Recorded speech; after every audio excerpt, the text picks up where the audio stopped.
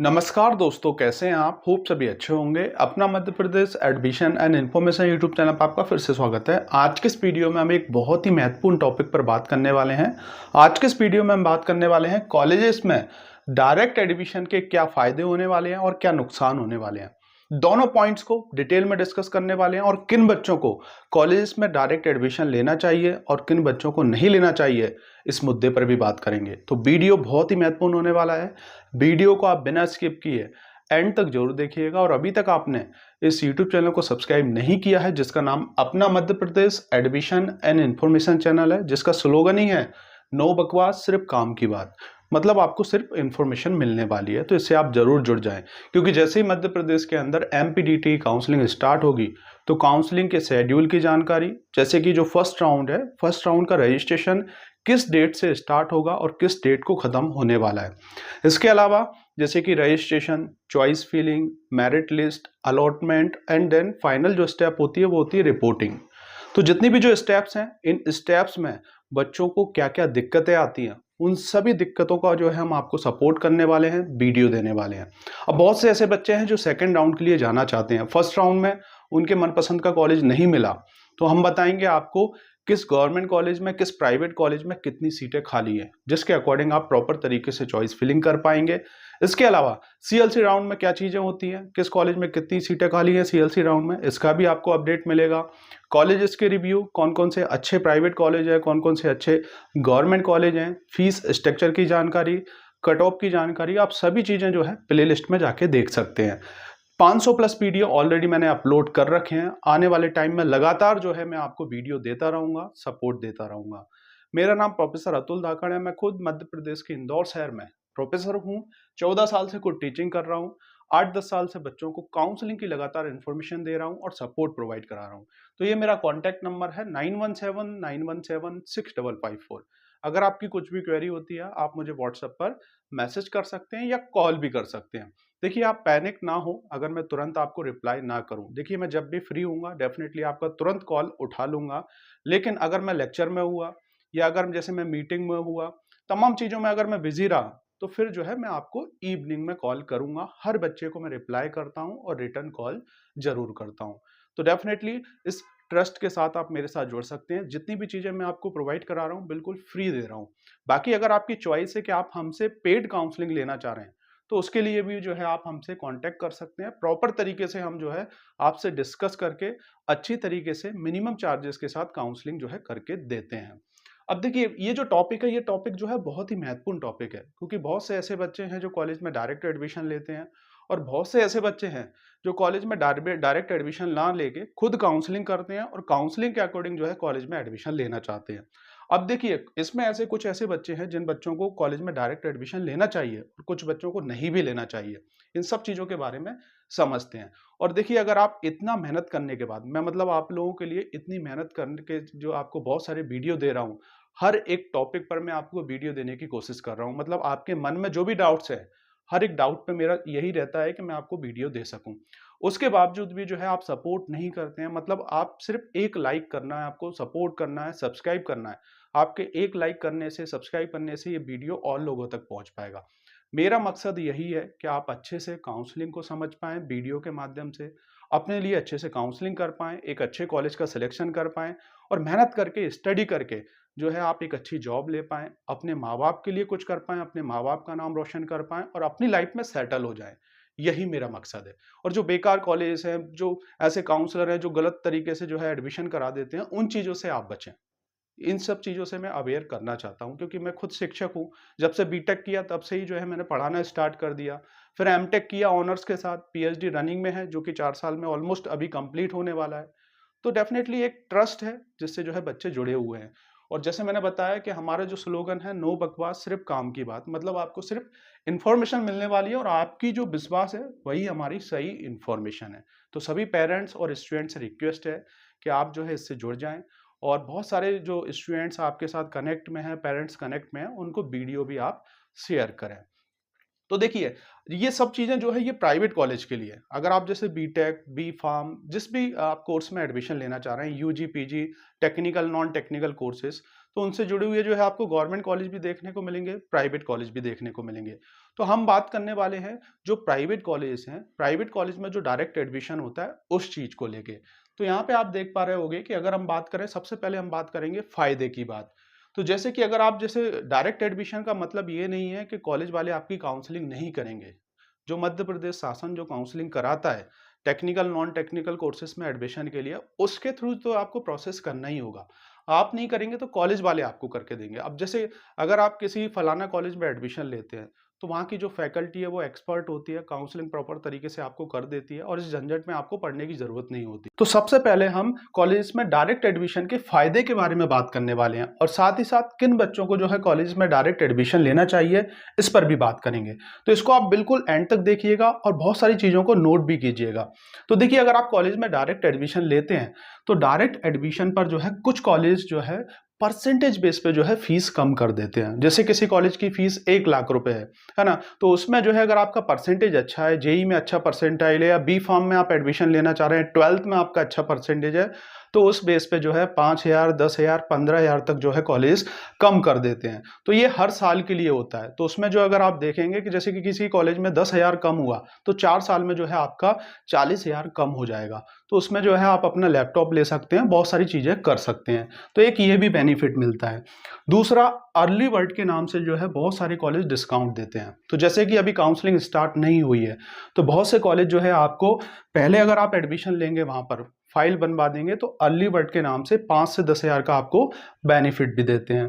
साथ ही साथ general category के ऐसे बहुत से बच्चे हैं जिनके पास ईडब्ल्यूएस का सर्टिफिकेट है। तो आप जानते हैं ईडब्ल्यूएस का जिनके पास सर्टिफिकेट होता है, हर एक कॉलेज में 10% सीटें एक्स्ट्रा होती हैं। तो बहुत से प्राइवेट कॉलेज जो है इस टाइप से करते हैं कि आपका जो फीस है उसमें 5,000, 10,000 कम कर देते हैं अगर आपके पास ईडब्ल्यूएस का सर्टिफिकेट है। तो साथ ही साथ फीस इंस्टॉलमेंट भी आप बनवा सकते हैं। तो जैसे कि अगर आप डायरेक्ट एडमिशन ले रहे हैं किसी कॉलेज में और आपकी पेइंग कैपेसिटी सही नहीं है, आप चाह रहे हैं कि आपका इंस्टॉलमेंट हो जाए, मतलब आप फीस को इंस्टॉलमेंट में पे कर पाएं, 2 पार्ट में, 4 पार्ट में, 5 पार्ट में, जितने भी पार्ट में आप कर पाएं, वो कॉलेज के ऊपर डिपेंड होता है। तो इस टाइप से आप लिखवा सकते हैं और आप 3 साल तक जो है ऐसे इंस्टॉलमेंट में पे कर सकते हैं। फाइनल ईयर में जो है आपको फुल पेमेंट करना होता है, क्योंकि फाइनल ईयर के बाद जो है आप कॉलेज से निकल जाते हैं। इसके अलावा अगर आप जैसे ओबीसी, एससी, एसटी कैटेगरी के स्टूडेंट्स हैं, एमपी का डोमिसाइल आपके पास है, तो बहुत से ऐसे कॉलेज हैं जो आपका स्कॉलरशिप एडजस्ट कर देते हैं। जैसे कि किसी कॉलेज की फीस जो है 85,000 पर ईयर है और ओबीसी में जो स्कॉलरशिप आती है 25 से 30,000 स्कॉलरशिप आती है, तो अराउंड जो है 25,000 जो है आप स्कॉलरशिप से भर सकते हैं, क्योंकि स्कॉलरशिप को आने में 1 साल लग जाता है। तो रिमेनिंग जो आपका फीस होगा जैसे कि 60,000 के अराउंड, वो आपको पे करना होगा। बाकी 25,000 जब स्कॉलरशिप आए तब जो है आप उसको उससे पे कर दें। फीस टोटल पूरी वही लेंगे, लेकिन आपको टाइम दे देते हैं कि रिमेनिंग पार्ट आप स्कॉलरशिप से पे कर सकते हैं। तो ये हर कोई कॉलेज नहीं देता है, बहुत लिमिटेड कॉलेज देते हैं। अगर आप ऐसे कॉलेज के बारे में जानना चाह रहे हैं जो ये सभी फायदे दे रहे हैं, तो आप मुझे कॉन्टैक्ट कर लीजिएगा, डेफिनेटली मैं आपको ऐसे कॉलेज सजेस्ट कर दूंगा। इसके अलावा जो भी आप कमिटमेंट लिखवाना चाहें कि भैया हम बस की फैसिलिटीज भी दे रहे हैं, आपको बुक्स की भी दे रहे हैं, इंटर्नशिप, ट्रेनिंग, जो भी चीजें दे रहे हैं, जैसे कि बहुत से कॉलेज प्लेसमेंट का चार्ज अलग से लेते हैं और बहुत से कॉलेज जो है कमिटमेंट में लिख के दे देते हैं कि आपका ये फीस स्ट्रक्चर जो है ये फिक्स रहने वाला है। इसके अलावा जब आप बाहर से काउंसलिंग करते हैं और किसी प्राइवेट कॉलेज में जाते हैं, तो वहां पर जो है आपको रिपोर्टिंग के टाइम आधी फीस, जैसे कि 1 लाख किसी कॉलेज की फीस है, तो 50,000 जो है एक साथ इकट्ठी जमा करनी होती है और यहाँ पर आप इंस्टॉलमेंट में पे कर सकते हैं। अब देखिए, ये जो फायदे हैं ये किन बच्चों के लिए हैं, पहले आप समझ लें। ये उन्हीं बच्चों के लिए है जिन बच्चों का, अगर जो बीटेक में एडमिशन लेना चाह रहे हैं, जिनका जेई में बहुत कम परसेंटाइल है। जैसे कि अगर हम बात करें 10, 20, 30, 40, 50, 60, तो इस परसेंटाइल पे आपको गवर्नमेंट कॉलेज में सीएसआईटी ब्रांच मिलेगी नहीं। टॉप के जो गवर्नमेंट कॉलेज हैं उनमें कोई ब्रांच नहीं मिलने वाली आपको। इसके अलावा जो टॉप के प्राइवेट कॉलेज हैं वहां पर भी जो है आपको कोई भी ब्रांच नहीं मिलेगी सीएसआईटी को लेके। जिन बच्चों ने जैसे कि जेडबलई का एग्जाम नहीं दिया है, 12th का एग्जाम दिया है, अब 12th में भी कम परसेंटेज है या 12th में आपका अच्छा परसेंटेज है, उसके बावजूद भी जो है आपको गवर्नमेंट कॉलेज में एडमिशन नहीं मिल पाएगा। तो बहुत सारे बच्चों ने ऐसा सोच के रखा है कि अगर हमारा 12th में 90-95% है और हमने जेडबलई का एग्जाम नहीं दिया है, तो हम अच्छे टॉप के प्राइवेट कॉलेज में एडमिशन ले सकते हैं। भैया आप बिल्कुल भी नहीं ले पाओगे, क्योंकि सबसे पहली प्रायोरिटी जो है जेडबलई वाले बच्चे को दी जाएगी। तो मैं आपसे रिक्वेस्ट कर रहा हूँ, जिन बच्चों का जेईई में कम परसेंटाइल बना है, बहुत ज़्यादा रैंक आ गई है, जिन बच्चों ने जैसे कि जेईई का एग्ज़ाम नहीं दिया, 12th में बहुत कम परसेंटेज बन गया है, या बी फार्म में आप एडमिशन लेना चाह रहे हैं और आपका परसेंटेज जो है 80 के नीचे है, 75 के नीचे है, तब तो आपको जो है कॉलेज देखना चाहिए। इंदौर, भोपाल, ग्वालियर, जबलपुर शहर में जाके विजिट करें, देख लें, समझ लें। अगर आपको कॉलेज समझ में आ गया है तो वहाँ पे अपनी फाइल बनवा लें। फाइल बनवाने का ये मतलब है कि वो लोग जो है आपसे डॉक्यूमेंट्स ले लेंगे, कुछ अमाउंट ले लेंगे 5-10 हज़ार रुपए, और एमपीडीटी काउंसलिंग में वो लोग जो है खुद काउंसलिंग करेंगे। तो आपको जो है काउंसलिंग करने की ज़रूरत नहीं पड़ेगी, इन सब चीज़ों में झंझट करने की ज़रूरत नहीं है। सब कॉलेज वाले कर देंगे, अलॉटमेंट आपको दे देंगे और आपका जो है रिपोर्टिंग भी कर देंगे। बस आपको डॉक्यूमेंट्स जमा करना है और जब आप रिपोर्टिंग करेंगे तो उनसे आपकी जो भी बात हुई होगी वो फीस आपको पे करना होगी। और आपको जो है बहुत से ऐसे कॉलेज हैं जो, अगर आप बीटेक सीएसई में एडमिशन लेना चाह रहे हैं तो सीएसई में भी एडमिशन दे देंगे। लेकिन अगर आप देखें मध्य प्रदेश के अंदर बीटेक बी फार्म के लिए अगर आप देखेंगे प्राइवेट कॉलेज में जैसे कि 150 के अराउंड, बी फार्म के 150 के अराउंड जो है आपको बीटेक के कॉलेज देखने को मिलेंगे। और उनमें से सिर्फ 20-30 कॉलेज अच्छे हैं, और जो 20-30 कॉलेज हैं उनमें से भी जो है आपको 7-8 कॉलेज जो है टॉप कैटेगरी के कॉलेज देखने को मिलेंगे, जहां हर बच्चा जाना चाहता है। तो उन कॉलेज को अगर आप टारगेट करेंगे तो वो कॉलेज भी जो है आपके साथ धोखा कर सकते हैं। कैसे?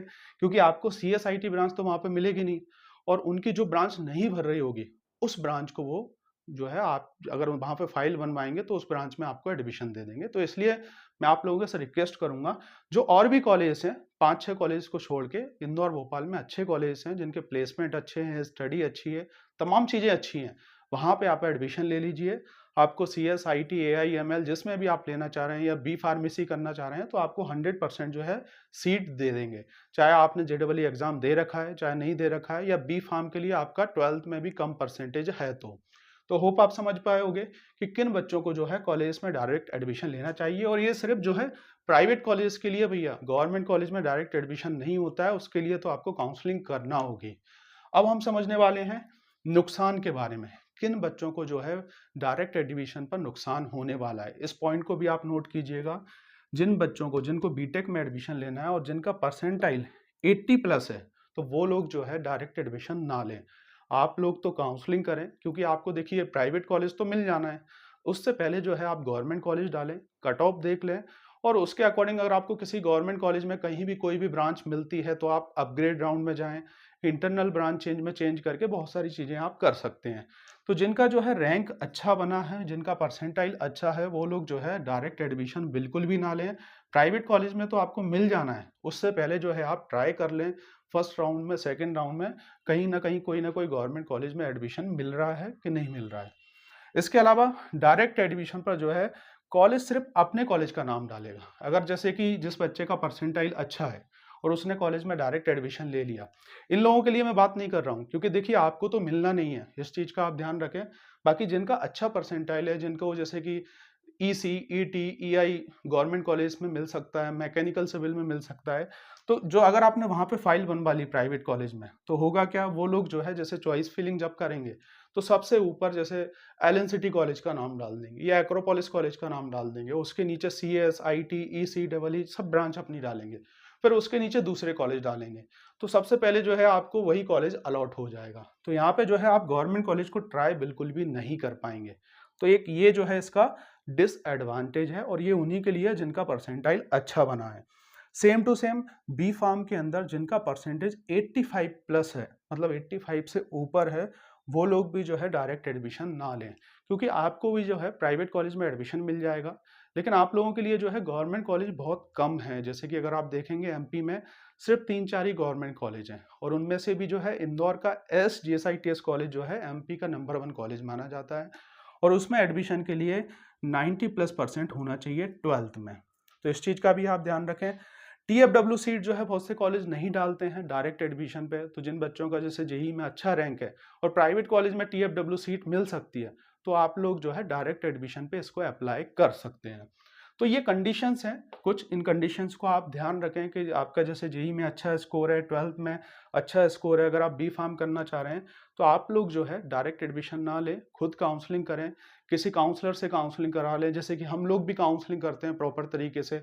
आपको कहीं ना कहीं कोई ना कोई ब्रांच अलॉट करा के दे देंगे। फिर आप इंटरनल ब्रांच चेंज में जो है ब्रांच चेंज भी कर सकते हैं, या सीएलसी राउंड में भी आपको कहीं कोई चांस बनता है तो वहाँ पे आपको जो है ब्रांच चेंज हो सकती है।